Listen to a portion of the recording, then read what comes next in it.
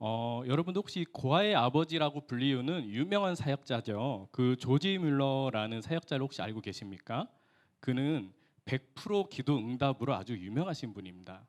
어느 날 그가 운영하는 고아원에 아침 식사할 양식이 떨어졌는데 믿음으로 빈 식탁 위에 빈 식기를 올려놓고 우리가 양식을 주신 하나님께 미리 감사의 기도를 드리자라고 기도를 했을 때 그 기도가 채 끝나기도 전에 고아원 마당에 양식을 실은 트럭이 도착했었다라는 그 일화는 아주 유명하죠. 이렇게 피곤한 금요일 저녁에 이 자리에 그 피곤한 몸을 이끌고 나오는 여러분들 모두가 하나님 앞에 기도를 하고자 하는 소망하는 마음이 있으실 겁니다. 우리가 하나님 앞에 기도를 할 때 또한 그 기도가 이렇게 조지 물러 사역자처럼 다 응답받았으면 좋겠다라는 생각들을 다 가지고 있을 것입니다. 어떤 분은 큰 소리로 주여 하고 외치며 통성 기도를 하는 분들도 계실 테고요. 어떤 분들은 침묵으로 조용히 내 마음을 조아리시는 분도 있을 겁니다. 또 어떤 분은 내 마음의 깊은 탄식으로 하나님 앞에 신음하는 모습으로 기도하는 분들도 있을 거예요. 우리가 어떠한 모습으로 기도를 하든지 또 어떠한 이유로 기도를 하든지 여러분들 모두는 그 기도에 응답받기를 원하실 것입니다. 그 제가 얼마 전에 어느 한 인터넷 피드를 봤는데요. 그 어떤 자매님인데 사교육계에 아주 유명한 강사더라고요. 그 소위 말해서 일타 강사라고 하죠. 그 높은 고액 연봉을 받는 자매님인데 뭐 연봉이 수십억이고요. 이분이 왜 이렇게 유명하나 봤더니 그해 수능 시험에 어느 문제가 나올지 그것을 잘 분석해서 수험생들에게 알려주기 때문에 모든 수험생들이 그 강사님을 추종하더라고요. 그래서 항상 그 자매의 주변에는 우리 청소년들이 허다한 무리를 이루어서 구름대와 같이 에워싸는 그런 피드를 봤습니다. 그걸 보면서 그런 생각이 들었어요. 아, 나도 이렇게 성경 열심히 공부해서 우리 성도님들이 이 땅 가운데서 정말 천국 시민으로서 하나님이 주신 축복을 모두 다 누릴 수 있는 그런 방법들을 잘 알려줄 수 있는 성경의 일타 강사가 됐으면 좋겠다라는 생각을 좀 했습니다.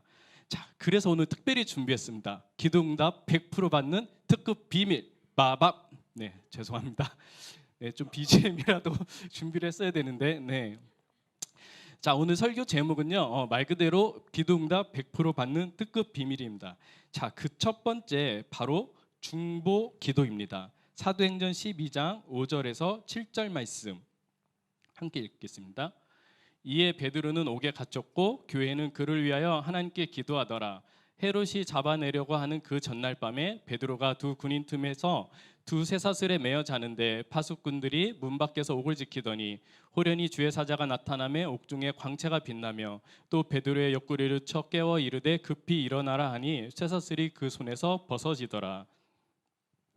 여러분들 이 사건은요, 그 헤롯 왕이죠. 그 예수님이 태어났을 때 있던 그 헤롯 왕 말고 그 헤롯 왕의 손자된 헤롯 왕이 이제 탄압을 하는 이야기인데 그 앞절에서 보면은 야고보를 잡아 죽여요. 야고보를 잡아 죽이는데 유대인들이 막 환호를 하죠. 그러다 보니 이 헤롯 왕이 어떤 정치적인 인기에 힘입어서 아, 그럼 내가 이 베드로도 죽여야겠다라고 생각을 해서 베드로도 잡게 됩니다. 그렇게 옥에 갇힌 베드로는 그냥 쇠창살 안에 단순히 있는 것이 아니라 그의 양손과 발이 쇠사슬로 매어서 그 쇠사슬로 맨 양쪽 끝을 두 간수가 잡고 있고요. 또 그 쇠창살 밖에는 또 두 간수가 지키고 있고요.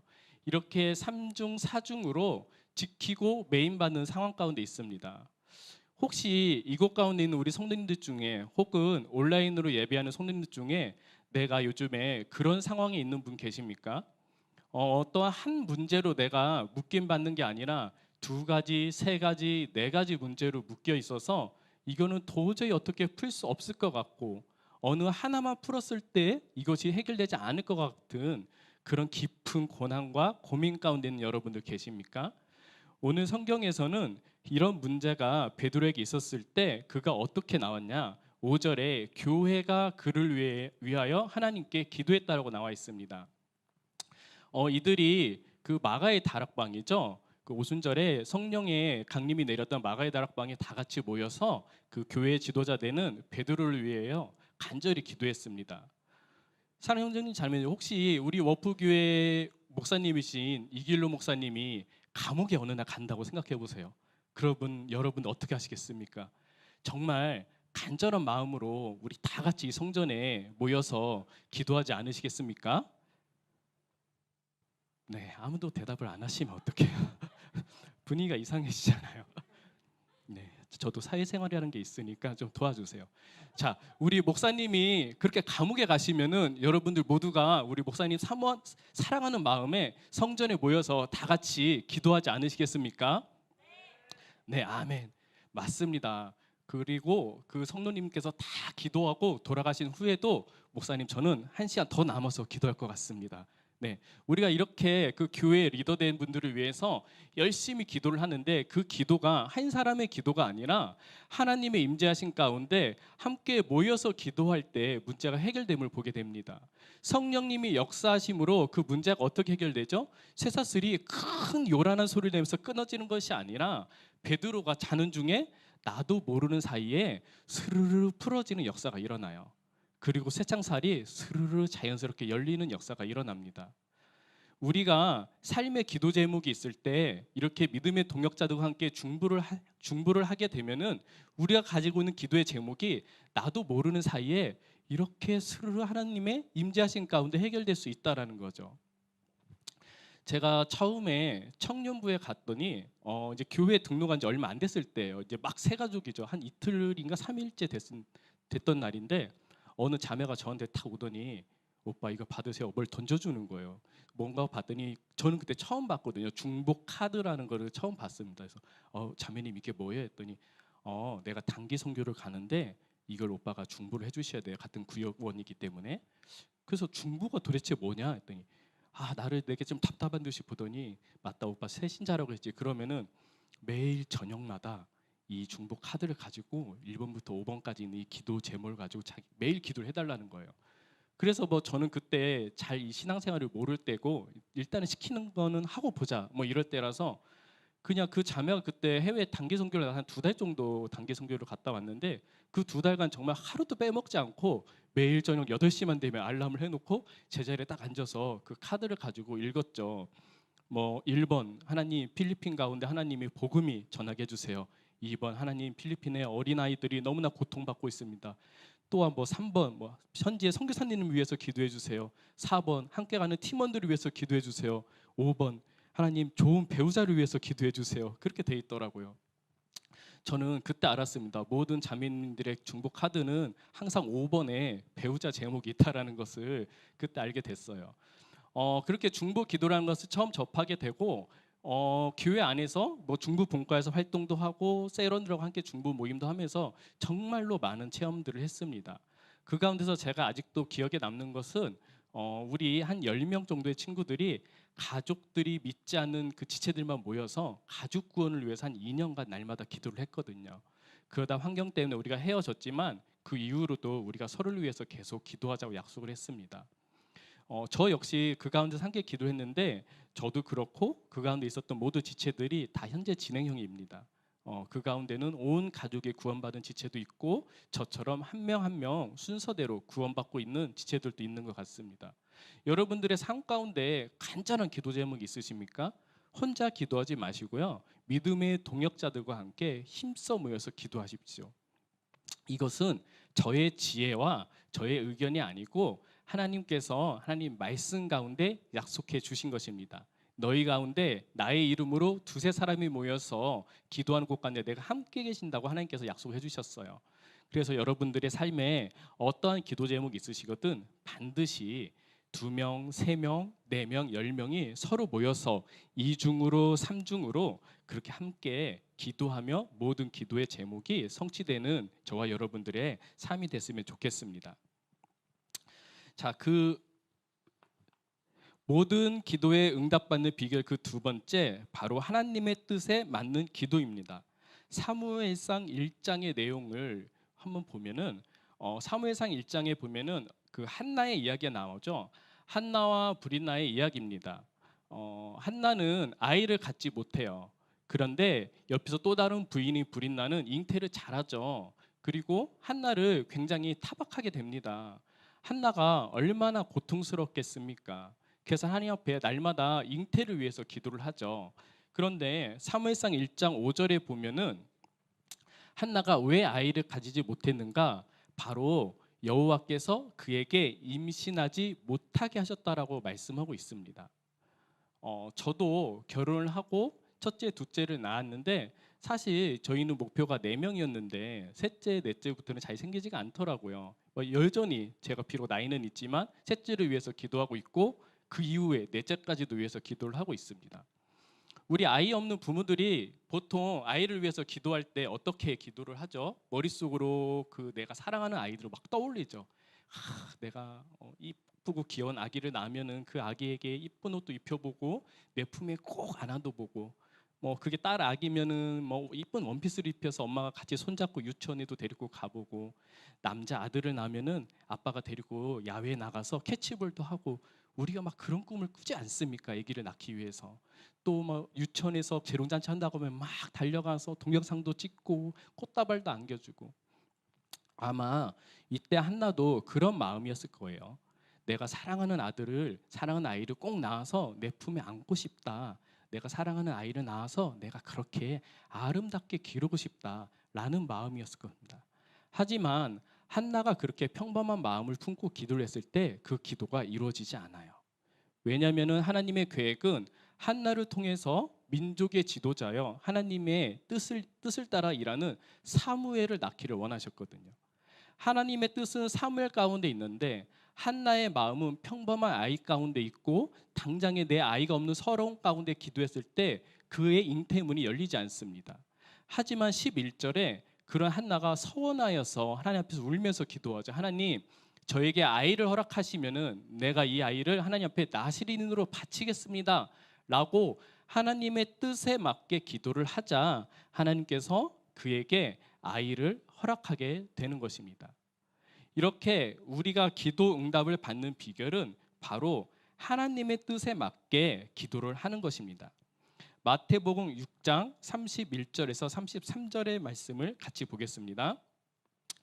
그러므로 염려하여 이르기를 무엇을 먹을까 무엇을 마실까 무엇을 입을까 하지 말라. 이는 다 이방인이 구하는 것이라. 너희 하늘 아버지께서 이 모든 것이 너희에게 있어야 할 줄을 아시느니라. 그런즉 너희는 먼저 그의 나라와 그의 의를 구하라. 그리하면 이 모든 것을 너에게 더하시리라. 아멘. 여러분들 이 말씀 혹시 이 자리 가운데 처음 들어보시는 분 계십니까? 다들 알고 계시죠? 이 말씀을 거의 대부분은 좀 외우실 겁니다. 그리고 우리가 많이 배워서 알고 있어요. 아, 그래, 하나님의 뜻에 맞게 기도를 하면은 돼. 내가 무엇을 먹을까 그런 거 기도 안 해도 돼. 뭐 들에 피는 모든 풀들도 하늘에 날아다니는 새들도 하나님이 다 입히고 먹이시는데 하는데 우리가 그렇게 잘 되지 않죠. 내 마음은 하나님, 내가 정말 요즘에 돈이 없어서 너무나 힘들어요. 내가 요즘에 빚 때문에 너무나 고통 가운데 있습니다. 이렇게 기도하고 싶어요. 내 마음은 하나님, 제가 너무나 아파서 요즘에 제 몸이 너무나 고통스럽습니다. 제 병 좀 낫게 해주세요. 이렇게 기도하고 싶어요. 하나님, 요즘에 제가 너무나 미운 사람이 있습니다. 저 사람이 너무 낙해서 나를 막 해하려 하고요. 나를 막 겁박하려 하고요. 제가 너무나 힘듭니다. 이런 마음의 기도를 하고 싶은데 그런 거 다 꾹 참고 하나님, 주의 영광 받아 주시옵소서. 이 땅 가운데 아버지의 복음의 불이 불같이 일어나기 원합니다. 그렇게 그럴싸한 기도하면은, 그러면은 우리 기도가 응답받을 수 있나요? 물론 성경에서는 그렇게 써 있는 것 같지만 사실 우리가 그렇게 기도를 할 수가 없어요. 내가 어떻게 그렇게 의롭게 기도를 할 수가 있겠습니까? 제가 예전에 경제적으로 굉장히 어려웠던 시절이 있었잖아요. 그때 단칸방에서 아이들과 와이프와 힘들게 살면서 그때 저 가운데 기도 제목이 제일 큰 게 3가지가 있었는데, 하나는 제가 아는 어느 선교사님에게 20만 원 선교헌금을 좀 하고 싶은데 그 돈이 없어서 너무 좀 안타까웠어요, 마음이. 그래서 하나님, 저 선교사님이 1년 있다 다시 오신다는데 그때까지 내가 20만 원 있었으면 좋겠습니다 라는 기도 제목이 하나가 있었고요. 또 가장 큰 기도의 제목은 제가 여름에 단기 선교로 시골 교회를 갔는데 그 교회 화장실이 글쎄 재래식인 거예요. 요즘에 대한민국에 재래식 화장실이 몇 개나 있습니까? 근데 하나님의 그 거룩한 하나님의 전인 그 교회에 화장실이 저렇게 낡고 허름하다는 거가 저는 너무도 마음이 아프더라고요. 그래서 그 공사비를 알아보니 한 500만 원이면 공사를 할 수가 있다라고 해서 제가 그 500만 원을 위해서 열심히 하나님 앞에 몇 년간 기도했는지 모르겠습니다. 그렇게 단칸방에 살다가 어느 날 그 정부 지원으로요, 방 3개짜리 조그마한 빌라에 전세로 갈 수가 있게 됐어요. 여러분, 우리나라에 아주 좋은 제도가 너무 많이 있습니다.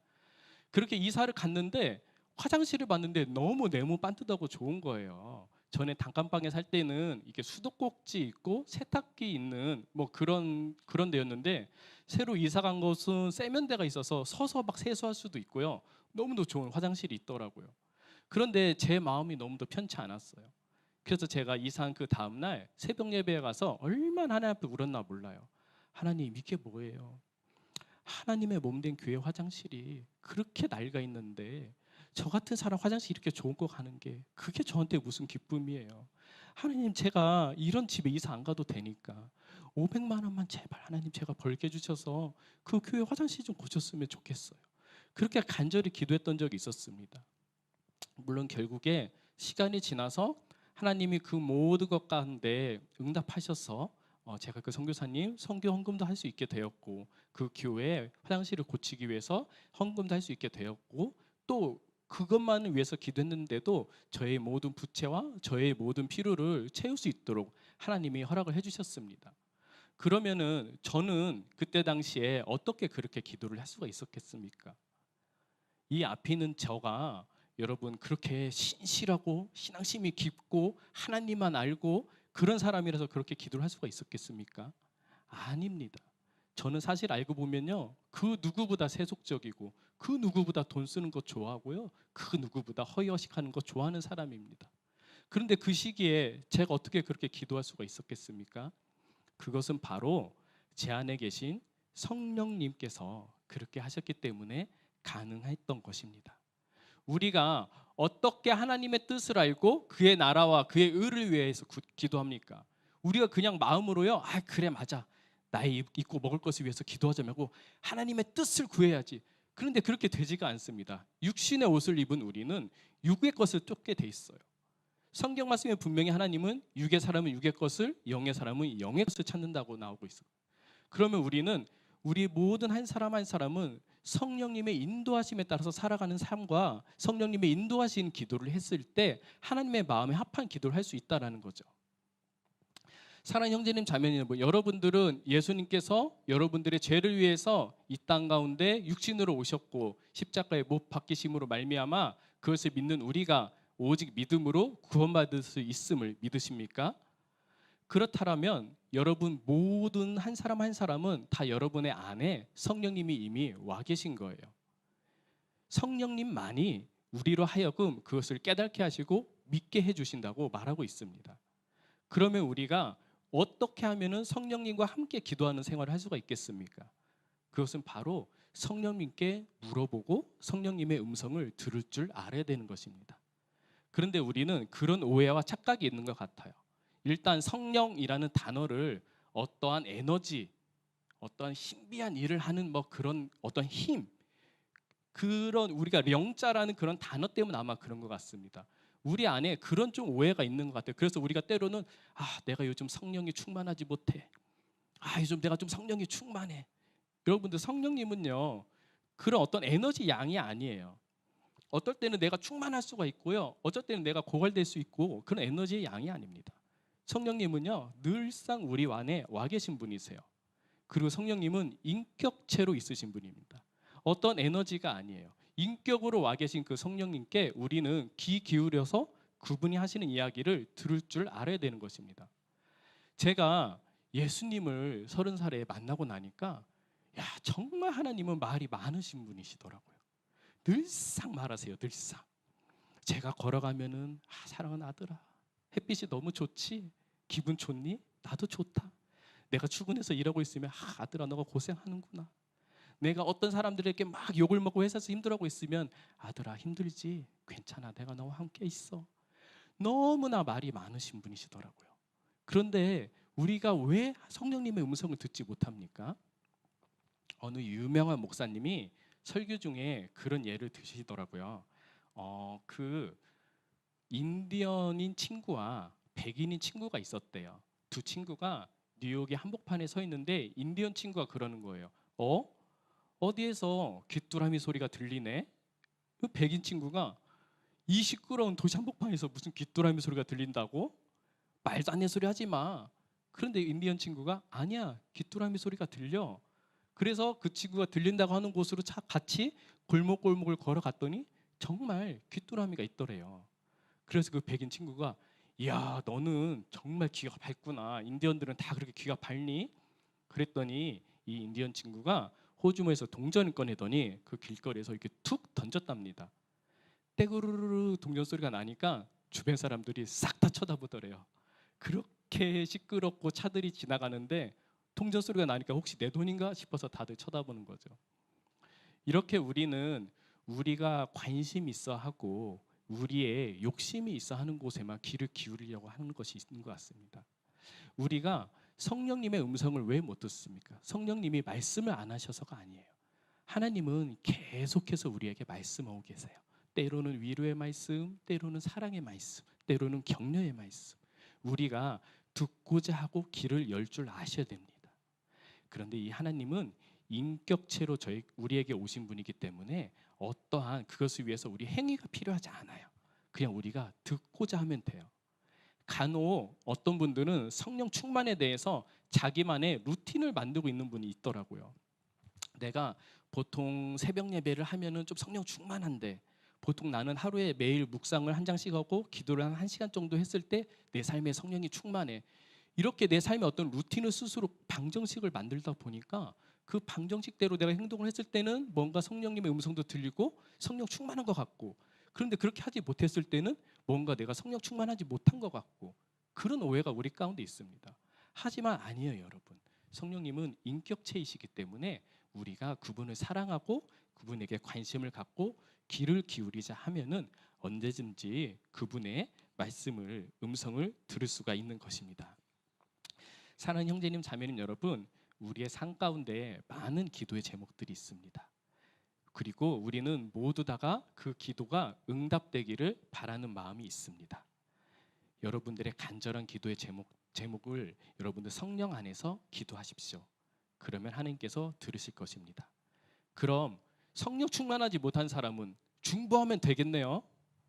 중보는 성령님이 없어도 되는 거 아닙니까? 그렇지 않아요. 제가 그냥 편의상 나누었을 뿐이죠.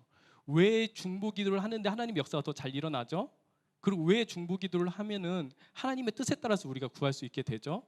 그것은 하나님의 안에서 여러 사람이 동일한 하나님의 마음을 품고 기도 제목을 나누고 마음을 나누다 보니까 거기서 나오는 기도의 제목들은 하나님 마음과 뜻에 합한 그런 기도의 제목들이 나올 수가 있는 거죠. 그래서 중보의 기도들이 하나님 앞에 응답받기 쉬운 것입니다. 그렇게 우리는 우리의 삶의 모든 것을 성령님께 내어드리는 저와 여러분 됐으면 좋겠습니다. 여러분, 우리가 육의 눈으로, 육의 생각으로 하나님을 알 수가 없습니다. 예수님을 알 수가 없습니다. 내 안에 계신 또 다른 하나님이신 부회사 성령님으로 말미암아 날마다 우리가 이 진리의 말씀 가운데 하나님의 음성을 들어야 될 것이며, 날마다 진리의 말씀 가운데 그 말씀 붙들고 하나님 앞에서 기도를 해야 될 것입니다. 우리가 성령에 덧입어서 기도를 한다는 것은 단순히 어떤 성령님의 능력으로 내가 기도한다는 것이 아니라 항상 나의 모든 삶의 영역을 일정 부분 7대3이나 6대4, 5대5 이런 거 아니고요. 나의 삶의 모든 영역을 온전히 주님 앞에 내어 드렸을 때 내 안에 내주하고 계시는 부회사 성령님께서 나의 삶과 나의 기도를 숨끝까지도 인도해 주실 것입니다. 오늘 금요 철야 시간에 우리가 이 자리에 기도하러 나왔습니다. 여러분들 기도하는 모든 시간이 그냥 나의 육으로 기도하는 시간이 아니라 성령님의 음성을 듣고 성령님의 인도하신 가운데 아버지의 뜻을 구하는 시간이 되었으면 좋겠습니다. 이와 같이 성령도 우리의 연약함을 도우시나니 우리는 마땅히 기도할 바를 알지 못하나 오직 성령이 말할 수 없는 탄식으로 우리를 위하여 친히 간구하시느니라. 아멘. 로마서 8장에 성령님에 대해서 이렇게 설명하고 있죠.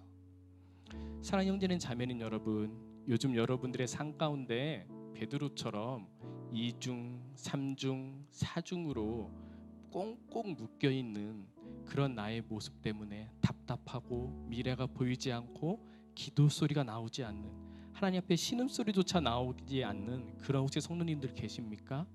성령님께 의지하십시오. 그분이 말할 수 없는 탄식으로 그 가운데 기도하고 계십니다. 요즘 여러분의 삶 가운데 꼭 이루고 싶은 아주 중요한 기도 제목이 있으세요? 그리고 나는 왜 이렇게 기도만 하면 응답이 잘 안 되지? 저 사람들은 기도 응답에 간증이 많은데 왜 나는 역사가 안 일어나지? 그렇게 궁금하신 분들 있으십니까? 그렇게 도전되시는 분 있으세요? 바로 성령님께 의지하고 아버지 뜻에 따라 기도하십시오. 그렇게 기도했을 때 이 자리에 있는 여러분 모두와 저와 우리의 기도가 아버지 마음에 합하여진 기도가 될 것이고, 그 모든 기도 가운데 하나님께서 응답해 주실 것입니다. 그런 삶을 살아갈 때 여러분, 우리도 이 조지 뮬러 사역자처럼 100만 번 기도해도 그 100만 번이 다 응답받는 그런 축복의 삶, 복된 삶을 사는 저와 여러분 될 수 있을 것입니다. 이 시간 기도합시다. 이 시간 기도하실 때 여러분 특별히 여러분들 기도에 앞서서 성령님의 임재를 위하여 기도하는 시간 됐으면 좋겠습니다. 뭐 성령님 내 안에 오세요 와주세요 이런 기도가 아니고요, 나를 내려놓으세요.